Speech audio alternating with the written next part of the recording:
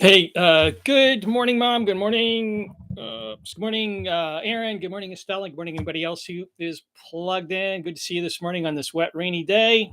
We need the rain. We're behind in rain. So let's grin and bear it. We all get to stay inside. Anyway, hey, I am in the middle of, not in the middle, just getting started. This is number two of a series I'm doing, partly an answer to somebody's question, a good question about why do we believe what we believe? Are we Christians just because we were raised in a Christian environment? And wouldn't it be legitimate to say that if I was raised in a Hindu environment, I'd be Hindu? If I was raised in a Muslim environment, I'd be Muslim. And so we're all good, etc. What is it that makes me believe Christianity? So this is number two. And I want to talk this morning. Good morning, Pat. I want to talk this morning about why I believe what I believe. And that has to do with the fact that Christianity, and when I say Christianity today, I'm also including our Jewish roots, so Judeo Christianity. Um, uh, and uh, I'm coming at I lost my train of thought because I'm watching something else. Sorry. So Christianity, what I believe, Christianity and including our Jewish roots, is uniquely built on a historic foundation. In other words, Christianity is built on events that happened. Um, and that's one of the reasons why I believe and why I think that Christianity is truth, truth that corresponds to reality, the world as it is. Christianity is not just an option. Good morning, Kathy Joe. Christianity isn't just an option. It's not just one of many options. Pick something from the menu. But I believe that Christianity is uniquely true because it is uniquely built on a historic foundation, events that happen. And that means a couple things. It means, number one, that Christianity is not just a philosophy, although there are, although there are philosophic components to Christianity. Obviously, Christianity lends itself to a lot of philosophical discussion. Christianity is not just a philosophy. In fact, if it was a philosophy, if that's what Christianity offered us, just a philosophical view of the world, then you could argue, I suppose, that Christianity is just one among several options because there's a lot of overlap between Christianity philosophically and many other philosophies. For example, the Golden Rule. You've all heard that the Golden Rule um, is um, is present in many different quote religions, many different philosophies, and that's true. So if Christianity is just a philosophy, then you could argue that it's not necessarily unique. And Christianity is not just a faith system, although obviously faith is a major component of Christianity. But if Christianity just offered us a faith, if it offered us something to believe, you could probably argue that really then any faith system is valid because what that ends up being is, in essence, faith in faith. In other words, as long as you believe something, um, then you're good because just the action of believing a thing is what you're after, and that is not what Christianity is about. Christianity is not just saying just believe something, believe it sincerely. Um, Christianity is uniquely historic. It's asking us to believe something that is true, historic events that are true, and that means this: that if the history of Christianity, and again, keep in mind, I'm talking about Judeo Christianity, our Jewish roots, our Old Testament roots. If the history isn't really true, then Christianity is ultimately false, and we would be fools for believing it. Um, Paul makes that argument in 1 Corinthians chapter 15 when Paul's talking about the resurrection. Paul goes on to say very forcefully, he says, if Jesus wasn't resurrected from the dead, Paul says, then we are fools for believing it. And that's important to understand that Paul is saying that if Christianity, Paul speaking about the resurrection, But if the resurrection is proven false, Paul said, then we're fools for believing it. And in fact, he would say we shouldn't believe it. We should surrender our faith and look elsewhere, which means this: you could dismantle Christianity by dismantling Christian history. If the history can be proven false, then in fact, you could dismantle Christianity, because Christianity is uniquely built on historic events, the fact that God is acting in history. And that gets at one reason, one of many, one reasons why I believe in Christianity as opposed to many other belief systems out there. Because and I'm not saying, my point is not that all other religions are built on historic events. In fact, many are not. Many, truthfully, come closer to some kind of a philosophy. But Christianity is uniquely built. Christianity, our Jewish Christian faith, is uniquely built on historic events. And you could dismantle Christianity by dismantling those historic events. Now, let me talk a little bit more about this. There's a view, a very popular view. I would say it's maybe the dominant view in our world. And when I talk about our world, I'm talking about the Western world right now. There's a view that a thing could be true, a belief system, for example. A thing is true if it can be proven useful to believe that thing. It's a very pragmatic approach to life. In fact, probably you could take the word true out of that sentence, because truth isn't really an issue. The idea is, if something is useful to believe, if it's good for us to believe it, then it's okay. In other words, any religious system that is kind of good for us is good and useful to believe it. And that gets at so much of what's going on in our world right now. We're very pragmatic in our approach in our world right now, in our approach to what we believe, which is why, for example, I want to avoid going down a lot of rabbit trails, but basically, in our world, in the Western world right now, there's this sense that if a belief system makes us better people, in essence, then then it's true and it's good, and go ahead and believe it. Partly this comes from the realization that in our world today, the realization that all of us have different perceptions of reality. Let me give you a good example. And this is where this idea comes from. And there's a lot of truth in this. Say that there's an accident that happens, and there's 10 witnesses to this accident. You all know that when all 10 people get together, there are going to be different perceptions of what happened in that accident. And somebody's going to say, I went through the green light. And somebody says, no, the green light, I went through the green light. And somebody's going to say, well, this car came from that direction, and blah, blah, blah. There's going to be different perceptions of that accident. That's just the way it happens. And in fact, all of us have experienced this. You can be sitting around with 2 or 3 people in your living room, a husband, a wife, maybe some friends, and you'll be talking about something that happened in the past. And one person will be saying, yeah, it was right before 9/11. And somebody will say, no, it wasn't. This was just like 6 years ago.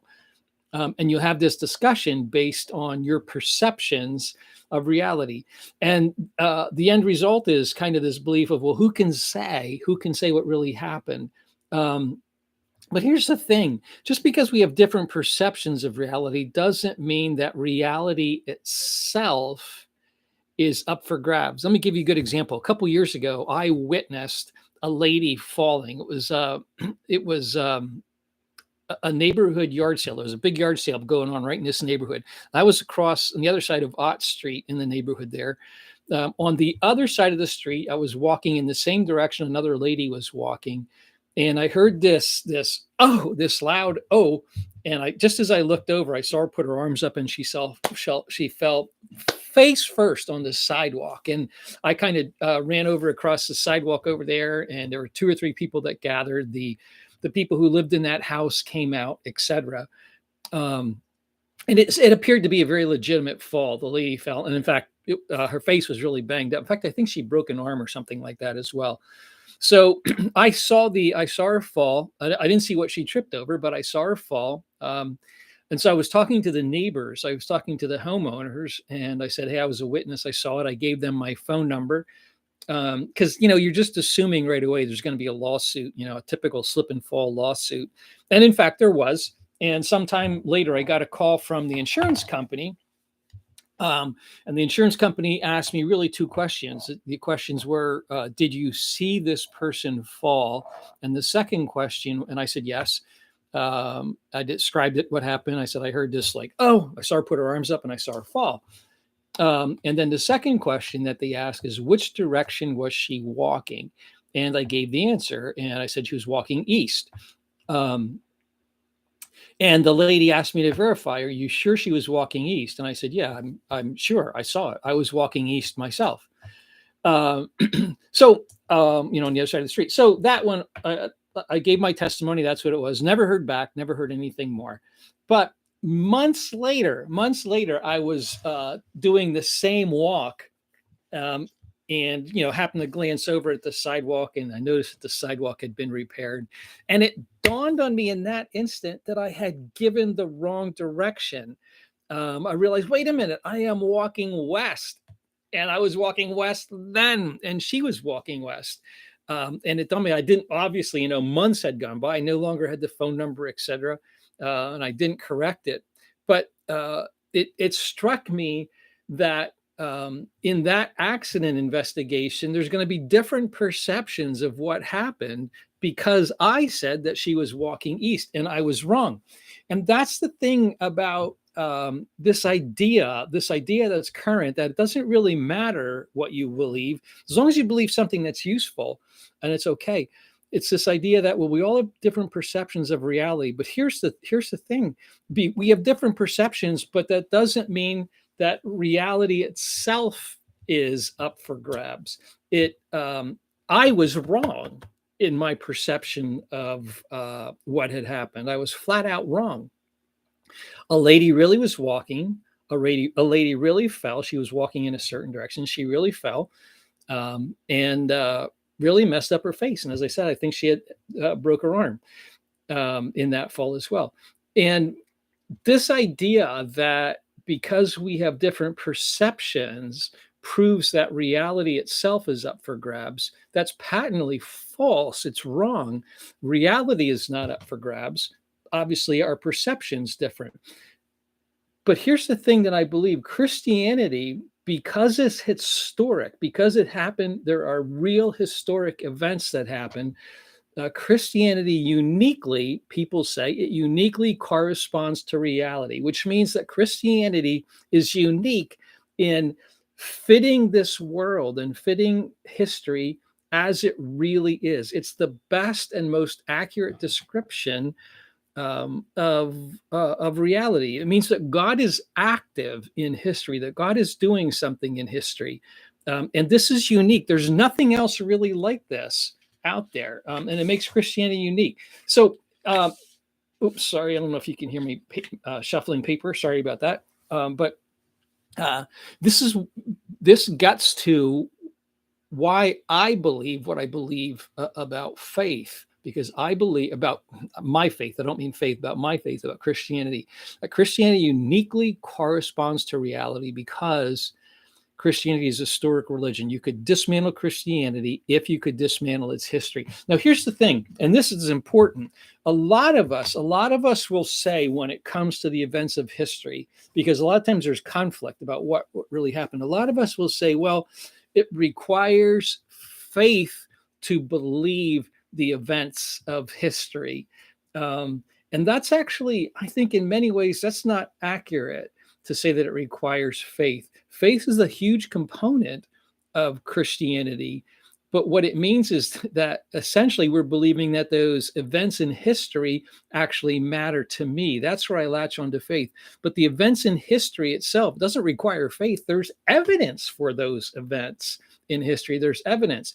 And sometimes when we're presented with conflicting views of history, sometimes we say, well, I'm just going to believe, contrary to the evidence. I'm just going to believe.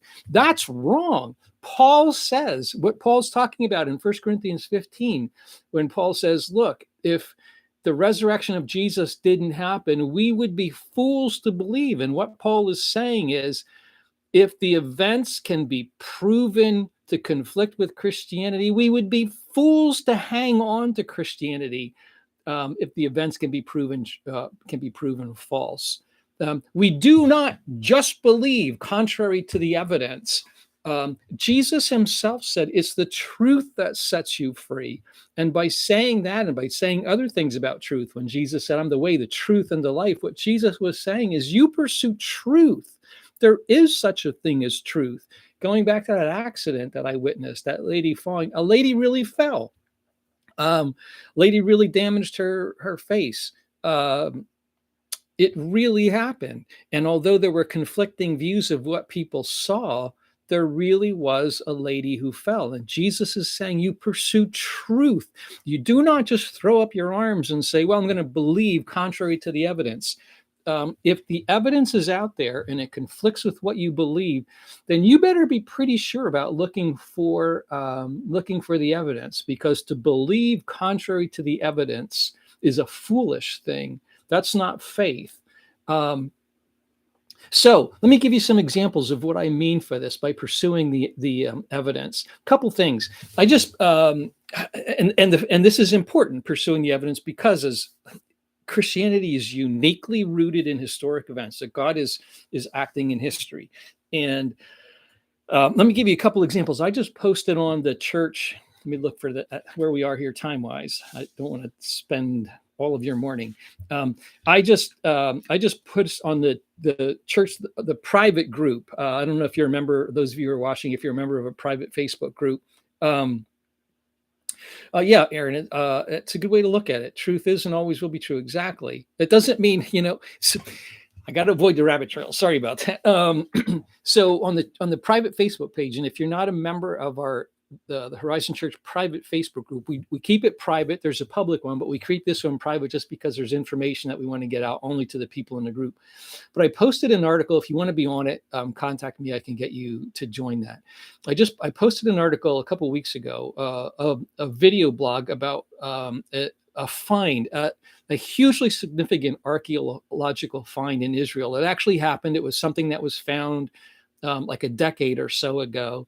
But in the world of archaeology, when something is found, it takes a long time to verify it, to make sure that the find is accurate, to make sure that everything that's being said about that find is accurate. So it takes a long time for archaeologists to ultimately say, yep, this is true.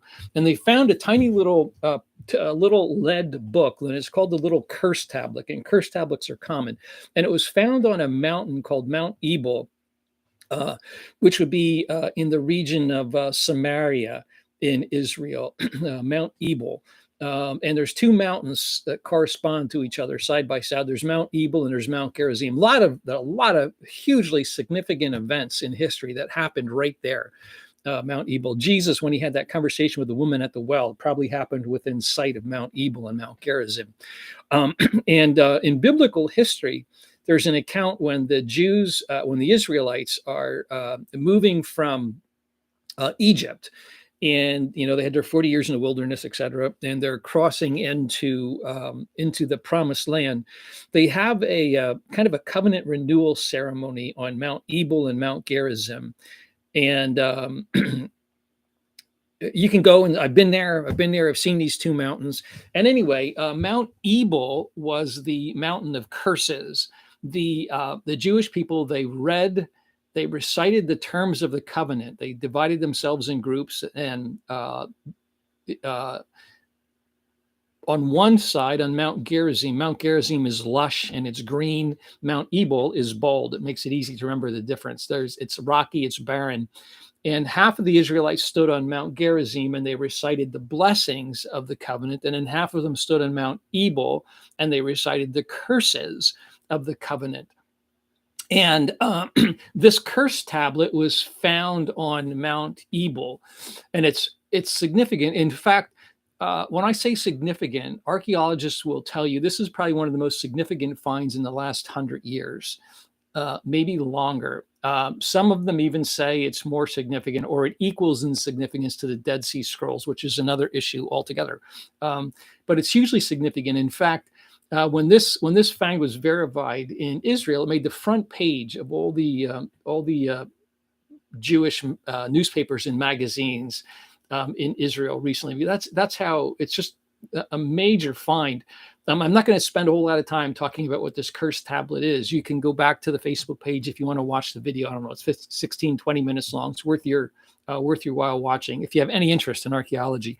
But it does a couple things. This cursed tablet, um, this single find, the people who talk about it, number one, it proves in many ways it proves the validity of much of what's happening, what's being talked about in the Old Testament. For example, it proves current thinking right now. Most archaeologists, I'm not sure if archaeologist is the right word, but most people, most scholars, when they read the Bible, they say, for example, that at the time of Moses, the early dates for Moses, they will say the people were not literate.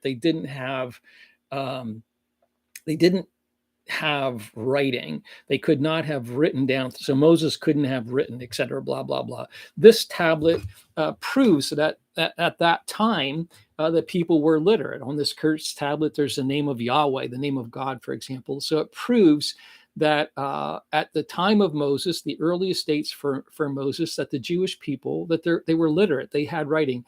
It also proves that the people of Israel were present in the promised land, in the land of Canaan, at that particular time. In fact, it pushes back their presence in the land of Canaan, in the promised land. It pushes back to the earliest dates for the Exodus and for Moses, dates that correspond to the Bible.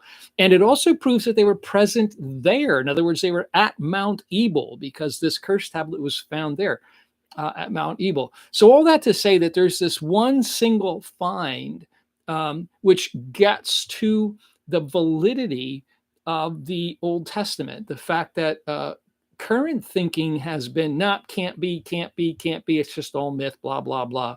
But this single find, it's hugely significant because it proves about the validity of much of what's being talked about in the Old Testament. I get a magazine called Biblical Archaeology, and it been reading it ever since I was in seminary. Now, the roots of biblical archaeology are probably what you think, that it's there to prove that the Bible is true. That's no longer what that magazine is about. It's called Biblical Archaeology simply because it has to do with archaeology of the lands that correspond to the lands of the Bible, Israel and that whole Mideast. But I read it, and I have never, ever since I've been reading that, I've never found any archaeological digs that contradict what's in the Bible. Now, keep in mind, that magazine isn't there to prove the Bible. It's just this fascinating magazine. Oh man, my piece of paper fell down and I saw my timer. I got to wrap this up. But anyway, all that to say that that you and I, when it comes to our faith, we should not just throw up our arms and say, well, I'm going to believe it contrary to the evidence. That is not what we do. Our faith is rooted in history. Recently, this is about 2 years ago, I was reading the Gospels. I wrote this down in my journal, reading the Gospels. And it struck me as I was reading the Gospels, I thought, man, you know what? These guys really believed what they were saying. They really believed it, not because they were saying, well, we're going to believe it contrary to the evidence. What I meant by that is these guys, it struck me when I was reading what they wrote, that they really believed, they were convinced that they knew Jesus. They were convinced that they saw him, that they heard him, that they saw him perform these miracles. They were convinced that they saw him die. They were convinced that they saw his resurrection as eyewitnesses. And it struck me that they weren't just writing myth. They weren't just making up stories, but they were really, writing what they saw, that they were eyewitnesses to it. And had they not been eyewitnesses to it, um, had they not been eyewitnesses to it, then uh, they would be proven just huge liars, and there's no reason for them to make up the lies what they make up the lies they did, because all of them, as you know, were martyrs for their faith. People will often die for a thing that they believe to be true, even if that thing is false. But in this case, these were people who willingly died not because of something they believed necessarily, but because of what they were witnesses to. They said, "We saw it. We saw it." So for um, you and I as Christians, one reason I believe in Christianity, one reason I'm a believer, is because Christianity is uniquely historic. It is built upon historic events. It's not just a philosophy, although there's philosophical components. It is not just a faith, although there are obviously faith components. But Christianity is not just about faith in faith. We do not just throw up our arms and say, well, I'm going to believe contrary to the evidence. If the evidence is contrary to what we say, then we would be fools to believe it. So another reason I believe, here's this one this morning, and this took way too long, and I apologize for that. But what I believe, one reason I believe, is because the unique historic component to Christianity. And you should approach any single belief system that way. You should be able to look at it and say, can it be proven true or false? And if it's false, it would be a fool to believe it. And I believe that to my core. Christianity's ever proven false in some way, it would be a fool to continue to believe it. So that gets at another reason why I believe. I talked about this a little bit Tuesday. Didn't have a whole lot of time on Tuesday. Sorry that I took so long this morning, but I'm going to keep doing this. I'm going to keep laying out for the next couple of days, weeks, whatever it is, different reasons for why I believe what I believe, as compared to why not be something else.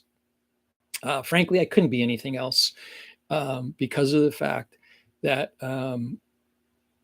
I think I need to find, and so do you, a system that is uniquely historic, that corresponds to reality as it is. So thank you all very much, and need to get on with our days, you and I, although it's a rainy day, still need to get on with our days.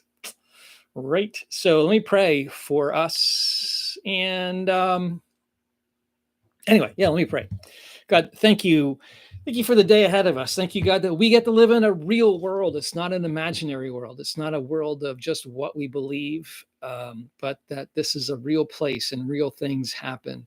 And God, our conviction is that you're a God who is uniquely acting in history, that history belongs to you, that you've done things, and God, you have done things in history all around the world in different people groups, et cetera, that we don't understand. And sometimes we come up against these mysteries, even in the Bible, these things that just we know this is bigger than us, and we don't understand it. But God, I thank you that there's so much that we do understand, that you have acted in history, and you continue to act in history, that it's yours. So God, it's for this reason that we cling to our faith, to what we believe, that we have solid evidence. And God, I pray that you'd help us not to be people who foolishly believe things, but that we believe based on truth. God, thank you that Jesus encouraged us to pursue truth. Thank you, God, that we believe that Jesus is the truth and the way, and that we get life because of Jesus. God, I thank you for that life that exists now and just continues on forever into eternity. Thank you for the hope that we have. God, I pray for everybody who's listening today. We're all at different places in life. And God, we're struggling with our own stuff. And God, I simply pray that even in the midst of our struggles, we'd be able to hang on to you and trust you because you're real and you're true. And I pray these things in Jesus' name. Amen. All right, everybody. Well, thank you very much, and hope you guys have a good day. And we'll see you on Sunday. Actually, see you Sunday, Palm Sunday, egg hunt, etc. if not before. Goodbye.